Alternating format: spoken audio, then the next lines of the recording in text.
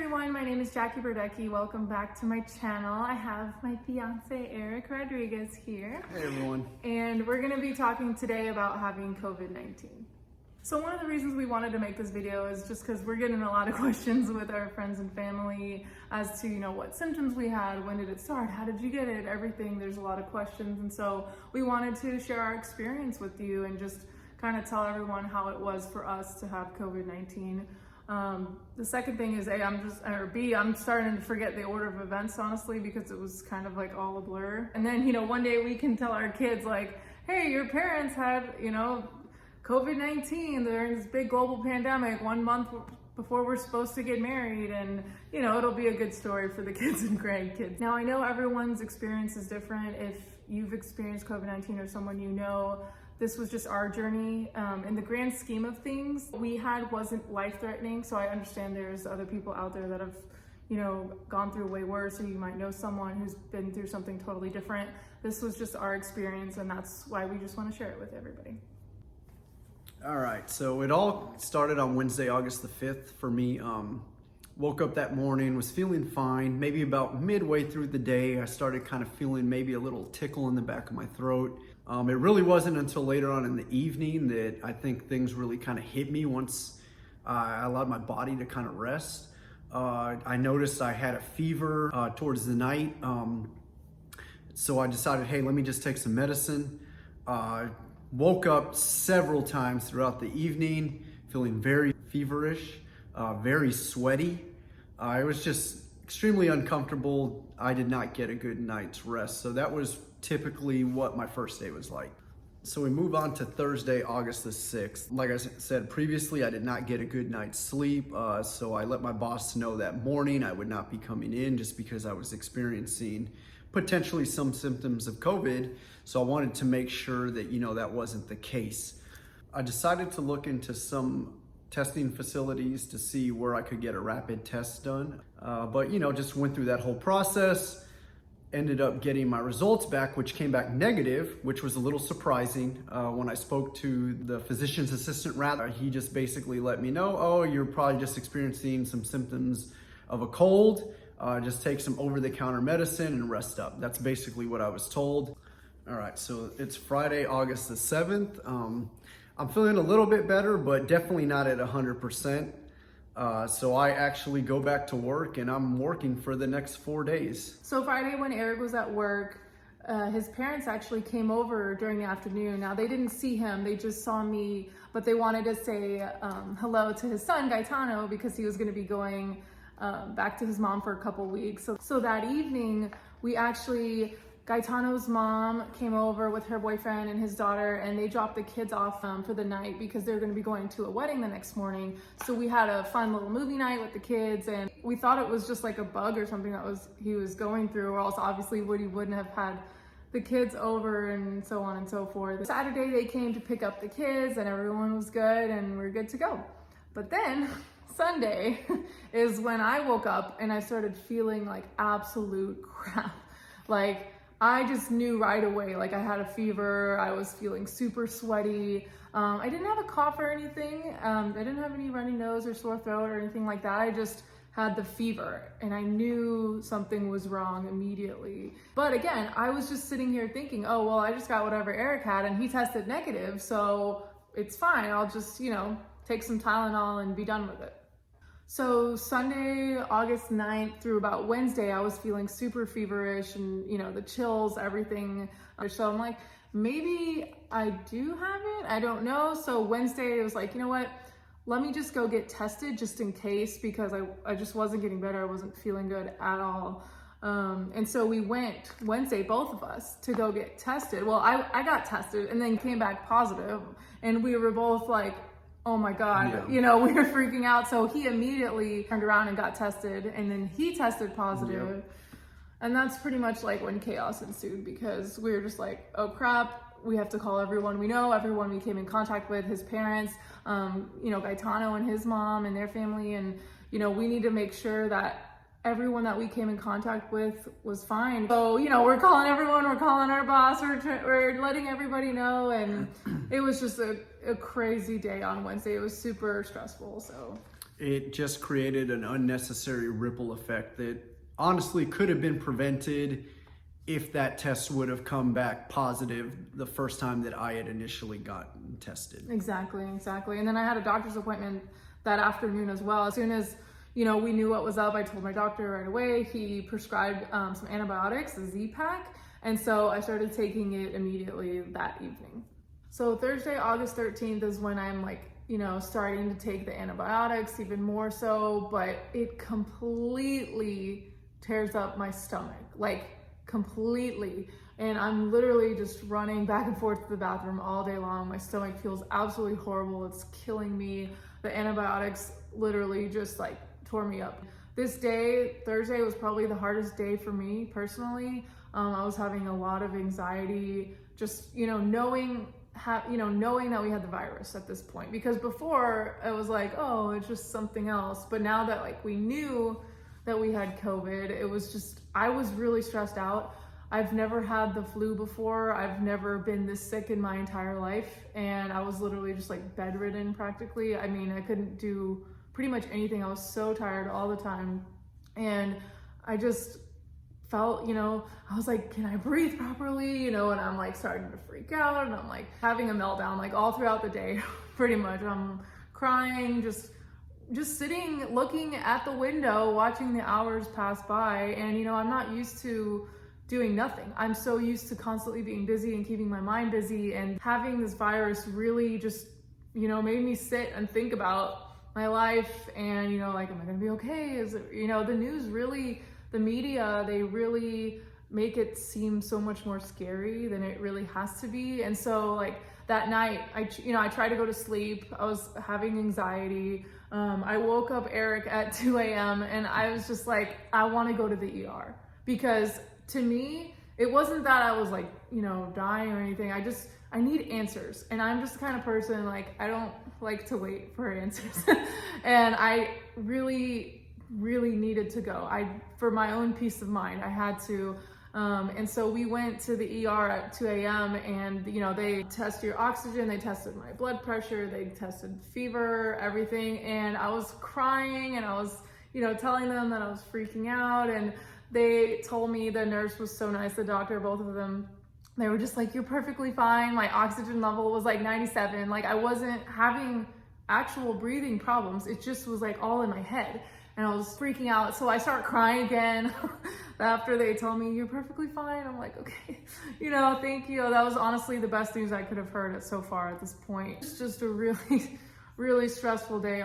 So at this point, it's Friday the 14th. I got my anxiety meds. I'm feeling a little bit better mentally about the whole thing. Still feeling like crap. I couldn't stay up very long. I was extremely tired. My stomach was still, even after I stopped taking the antibiotics, by the way, because my doctor, he was just stop taking the antibiotics because it was tearing up my stomach. So, but even then, I couldn't eat much at all. And so I was super weak because I just have no fuel in my body, and I'm barely eating. He's forcing me to eat, Thank goodness, because I literally was not eating at all. And I just felt my stomach was just hollow inside, and I was just so weak and tired and everything. I also had ordered one of those oxygen things for your finger. Pardon me, I don't know the actual name of it. The ER nurse actually suggested getting one, and also my actual doctor also suggested buying one. So I was you know what, I'm gonna get it. I finally, it came in. So I've been I was testing my oxygen, even though you're not supposed to do it all the time, but at least kind of gave me a little bit of peace of mind, especially with my breathing, because I did feel pressure on my chest at some points. I definitely was more winded. I clearly wasn't having serious breathing problems at all, obviously, but I just needed to know. And I wasn't sure because, I'm adopted, and I don't know if I have underlying conditions, right? You don't really find out about underlying conditions until it's a problem. And I don't know my history. And so I just really wanted to stay on top of everything. Saturday, August 15th, I had asked Eric's mom to pick up protein shake. It's called Boost. And my friend who's a nurse, she had said some of her patients had been drinking it, because you're not getting a lot of nutrients in your body. I was just you know what, why not? Let me just try it, because I need something in my stomach. I needed something besides applesauce. And so his mom brought over this Boost shake, and it was terrible. And I drank it probably too fast, too much. I had a lot going on in there, and I just promptly threw everything up. And I'm not gonna get into it, but it was not pretty, and it just was really, really not fun. But I was so excited to drink this protein shake. I was like, oh, this is gonna help me. And it totally backfired. So Saturday through Monday pretty much sucked because I couldn't eat. My tummy was just yelling at me. It was hollow. You know when it makes that gurgling sound when you're really hungry? Well, I couldn't get it to stop. Like, I just couldn't get it to stop. It was hurting me. I'm constantly like laying there, just like holding my stomach, and he's trying to like make me eat. I'm just like, I don't want to eat anything. And I don't know why. I don't know. Like at this point, the fever had kind of gone away, but it turned more into like a stomach bug at this point. And I just couldn't get my stomach to stop. So Monday, August 17th, I finally had another doctor's appointment because I was like, I need something. Something has to happen because my stomach was just feeling awful. And so he actually suggested Nexium or Pepcid, which is just like over-the-counter antacids for like heartburn and acid reflux and stuff. And your parents had actually seen something online somewhere about Pepcid having some benefits or something for COVID. So they brought over some Pepcid, and that actually helped a ton. That gurgling sound I was talking about, it finally kind of calmed down. It was at bay, and I was able to slowly get a little bit better after that. This is when the coughing started. So this whole time, like you had kind of had a cough afterwards because you started getting better, and then you had a little bit of a cough towards the end, and then now I started having a cough. And this was about like almost a week later at this point. And so I had to get my doctor to, again, prescribe me cough medicine because it was just like these deep, very deep coughs, which it was kind of good because, you know, you're getting all this crud out, but it was just, again, very uncomfortable. So Wednesday the 19th started to get a little bit better. My stomach started feeling a little bit stronger. I started to eat a little bit more. You know, my chest still kind of felt like hollow in a way almost. But overall, I could feel myself getting stronger, started to join some work calls, those kinds of things. Because at this point, I was feeling fine already. I think Sunday was the last time I had actually had a fever. So from then on, I was feeling perfectly fine. So we went and you got tested again. And so this time, it came back negative. So, and it's funny because it was exactly at this point 2 weeks from when I started feeling bad. So yeah, it was like something magical about 2 weeks. I don't know. I guess so. It was such a great relief. You got cleared to go back to work. We're like, thank God. So Saturday, August 22nd, I told Eric that I was finally starting to feel like my normal self again. And at this point, it had been, again, almost 2 weeks for me as well. And, you know, right now we're both feeling great. We're feeling healthy. If you are feeling any symptoms or anything like that, please, you know, find a place that you can go to that you trust to get those results, because we wanted to make sure that everyone that we came in contact with tested negative, and thankfully they all tested negative. So that was a huge relief. So it's really hard to tell or pinpoint exactly where the virus was contracted from. I'm almost 100% sure that it was actually myself, seeing as I had started to experience symptoms of it first. But being an essential worker, I kind of expected something like this to happen at one point or another. So it's just important, you know, if you are an essential worker out there, just take all the precautions. Better to be over safe than sorry. Yeah, I mean, and you know, we don't know, you're constantly going into stores all the time, but you know, even though he wears a mask, he always wears it, he wears it properly, he's using hand sanitizer in between every store visit. So you're doing everything that you can, and you know, he still got it. But we just want to say, like, thank you so much to all of our friends and family that reached out. You know, when I felt like, you know, I couldn't talk, I couldn't do anything, they were still checking in on me and just making us feel like so loved. So thank you so much to my friends and family. Thank you guys. I mean, we truly couldn't have got through that time, you know, without your guys' help. Yeah. So we really, really, really appreciate it. Also, big shout out to our parents. Honestly, they were here. I'm not even kidding. Like every day it seemed like bringing us something, like whether it was food, whether it was medicine. Like my dad, like he also has a too much gene like I do. So whenever I ask for like applesauce and jello and yogurt, like he didn't just bring one pack.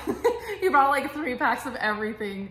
So he was so wonderful. He was pretty much my own personal pharmacy because I had the antibiotics and then, you know, the antacid and the cough medicine and the anxiety medicine. Like he literally brought over everything. And then your parents were bringing over your antibiotics. And I mean, your parents brought us like so many yummy meals. Oh yeah, delicious. So thankful. And I mean, even your sister had brought over some food for us. Like everyone was just so wonderful and like really took care of us. We didn't have to worry about an absolute thing. Thank you so much. Thank you guys.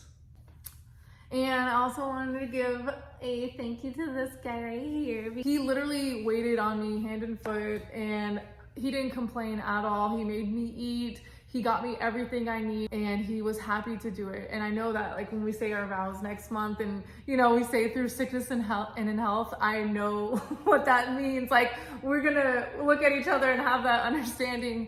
And so I just love you so much. Thank you so much. I love you too. For taking and care I mean, I truly felt for her, you know, being that she never did experience anything like the flu or anything that would basically put you down for a few days. Yeah. It's tough, you know, it's tough to have to go through that, to experience that, especially during a time like this, you know, when there is a lot of unknown with what we're experiencing with the pandemic. So, Exactly. you know, it's a hard situation. It's tough to deal with. And I just wanted to try to make it as easy as possible for her, you know, because I knew that was literally the most that I could do. Yeah, like there was true, I mean, medicine wise, all that, there's nothing I can do about that. But, you know, if I can try to make it as comforting as possible for her, you know, I just wanted it to be as smooth as possible. He absolutely did. And I mean, you held my hair back when I was throwing up. If that isn't true love, I don't know what is. So this whole experience has really just, you know, taught us to be, you know, thankful for our friends and family, not just for that, but for our health, for everyone's health. Luckily, we didn't experience like anything life-threatening. But really the only things that I experienced through this was just kind of your typical mild cold, you know, symptoms. So it was headache, you know, maybe a little bit of fatigue here and there, but not much. And then, you know, the fever lasted probably about 4 or 5 nights before it truly went away. Yeah, same here. Fever, headache, being tired. Interesting enough though, neither of us ever lost our sense of smell, never lost our sense of taste. No. So that wasn't something that we experienced during this. I guess it really is just different for everyone, you know. It's been a roller coaster. I mean, 2020, I mean, it's just not been anyone's year. So we just want to make sure that everyone is healthy and that's pretty much it. We are going to be live streaming our wedding. So if anyone wants to watch, we actually will put the link down below. So tune in September 19th at 1 p.m. for our wedding if you want to watch us get married. And that's pretty much it. Thank you so much for watching and we really appreciate it. We just wanted to share this experience with you. Feel free to share this video if you want and subscribe if you want to hear more about our life. We love you all. Stay safe and wear a damn mask. See you next time.